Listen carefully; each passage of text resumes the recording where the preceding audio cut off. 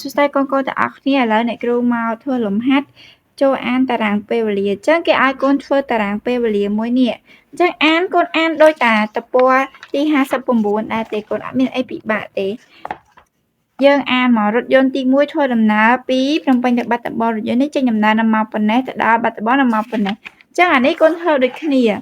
រថយន្តទីម៉ានកូនសរសេរមករថយន្តទី1ធ្វើដំណើរពីសៀមរាបទៅភ្នំពេញរថយន្តនេះចាប់ផ្ដើមចេញដំណើរនៅម៉ោង8:00នាទីព្រឹកហើយទៅដល់ភ្នំពេញនៅម៉ោង1:20នាទីព្រឹកអញ្ចឹងពេលកូនធ្វើដូចអ្នកគ្រូសរសេរឲ្យកូនមើលនេះណាកូននេះគឺកូនសរសេរពីជួរដេកទៅរថយន្តទី1ធ្វើដំណើរពីណាកូននេះធ្វើដំណើរពីណាសៀមរាបភ្នំទៅភ្នំពេញរថយន្តនេះចេញដំណើរនៅម៉ោង8នាទីព្រឹកហើយទៅដល់ភ្នំពេញនៅម៉ោង1:20នាទីរសៀលអញ្ចឹងកូនសរសេរចាប់មកជួរបាត់ហើយអញ្ចឹងកូនសរសេររថយន្តទី2និងរថយន្តទី3ទៀតមកដែលមើលគំរូតាមម្នាក់អញ្ចឹងកូនសរសេរមករថយន្តទី2ធ្វើដំណើរពីសៀមរាបទៅប៉ោយប៉ែតខណ្ឌរថយន្តនេះចេញដំណើរនៅម៉ោង9:30នាទីព្រឹកហើយទៅដល់ប៉ោយប៉ែតនៅម៉ោង13:45នាទីរសៀល